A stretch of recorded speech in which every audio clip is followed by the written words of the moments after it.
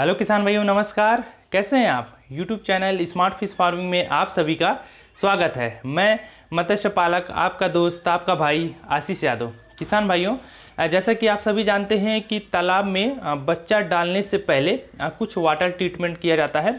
जैसे कि घोल बना करके मछलियों को उसमें 5-10 मिनट तक रखा जाता है। तो बहुत सारे लोगों से आपने सुना होगा कि आप एक जगह पोटेशियम परमैंगनेट का घोल बनाइए, एक जगह कॉपर सल्फेट का घोल बनाइए और एक जगह नमक का घोल बनाइए, और तीनों के घोल में कम से कम 5 से 10 मिनट तक अपने मछलियों को उसमें नहलाइए। उसके नहलाने के बाद फिर आप अपने तालाब में उसको स्टॉक करिए। देखिए, ये चीज़ें तो सही हैं, क्योंकि ये चीज़ें करने से हमें जो पहले से हमारी मछली के बच्चे को, जैसे हैचरी से जहाँ से आप परचेज कर रहे हैं, वहाँ से अगर कोई फंगस वगैरह, कोई रोग वगैरह लगा रहता है तो ठीक हो जाता है।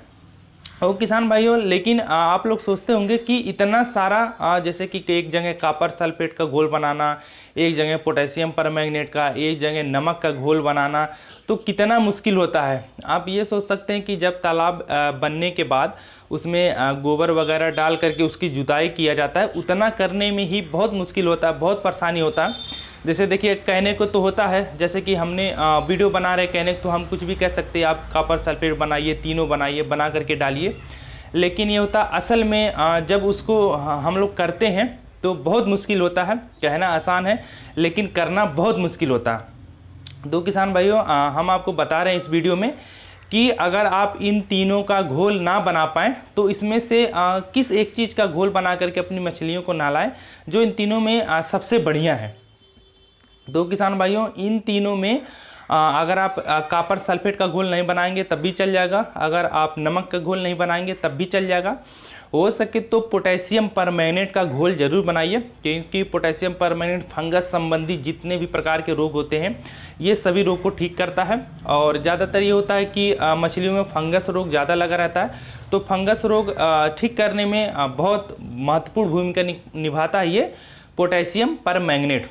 तो जब आप बच्चे हैचरी से परचेस करिए तो कम से कम थोड़ा सा मुश्किल होगा, थोड़ा सा मेहनत करके पोटेशियम परमैंगनेट का घोल जरूर बनाइए। क्योंकि अगर आप कुछ नहीं करते हैं, इन तीनों में से कोई भी चीज़ का घोल बना करके मछली को नहीं नहलाते हैं, डायरेक्ट अपने पाउंड में स्टॉक कर देते हैं, तो मान लीजिए थोड़ा सा तो आराम होगा स्टार्टिंग में, लेकिन बाद में अगर आपकी मछलियों को कोई रोग लगा होगा, ये हैचरी से लगा होगा, तो आपके लिए बहुत मुश्किल होने वाला है। फिर उसको ठीक करने में बहुत ज़्यादा प्रॉब्लम आपको फेस करना पड़ेगा।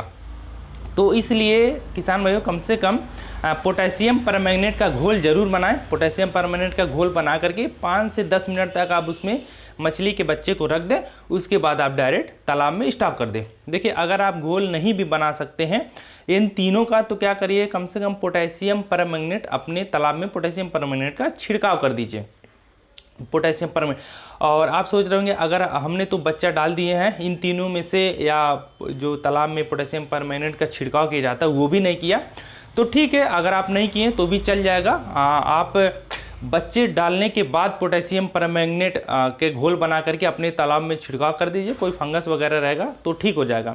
क्योंकि देखिए, कोई रोग अगर हमारी मछलियों को लग जाता है तो हमें बहुत प्रॉब्लम फेस करना पड़ता है, उनका ग्रोथ नहीं होता है, फिर रोग जल्दी ठीक नहीं होता है, बहुत ज़्यादा पैसे खर्चा करने पड़ते हैं, तो ये मुश्किल आती है। तो अगर आप ये भी नहीं करना चाहते हैं तो आप कुछ ना करिए तो भी चल जाएगा, लेकिन कम से कम आप अपने तालाब के वाटर क्वालिटी को तो मेंटेन रखिए, उसमें एरिएटर लगाइए, हो सके तो कुछ पानी बाहर निकालिए, महीने में 1 बार या 2 बार, फिर कुछ नया पानी डालिए।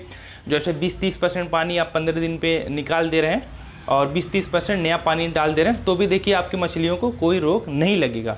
लेकिन कोशिश करिए कि बच्चे डालने से पहले आप पोटेशियम परमैंगनेट का घोल बना करके आप उसमें मछलियों को जरूर नहलाइए।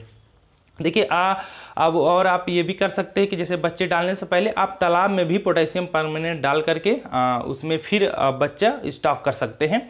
लेकिन सबसे फायदेमंद होता है जो घोल बना करके मछलियों को 5-10 मिनट के लिए उसमें डुबा करके रखा जाता है या उसमें नहलाया जाता है, ये ज़्यादा फायदेमंद होता है। क्योंकि डायरेक्ट पोटेशियम परमैंगनेट मछली के शरीर से संपर्क में आता है, कोई फंगस वगैरह रोग लगा होता है तो ठीक हो जाता है। तो किसान भाइयों, आशा करते हैं कि ये वीडियो देख करके आपको समझ में आ गया होगा कि हमें तालाब में बच्चा डालने से पहले कम से कम क्या इस्तेमाल करना चाहिए, तो कम से कम पोटेशियम परमैंगनेट का इस्तेमाल कर लेना चाहिए। अगर आप नहीं कर रहे हैं तो भी वो चल जाएगा, लेकिन वाटर क्वालिटी को मेंटेन रखिए। तो किसान भाइयों, अगर ये वीडियो आपको पसंद आया होगा तो ये वीडियो को लाइक करें, शेयर करें, कमेंट्स करें और चैनल को सब्सक्राइब जरूर करें। अगर आपको हमारा और वीडियो आने वाला वीडियो देखना है तो घंटे वाले बटन को दबाइए, बेल आइकन को प्रेस करिए, जिससे मेरी पर डे आने वाला लेटेस्ट वीडियो का नोटिफिकेशन आपके मोबाइल में सबसे पहले पहुंचे।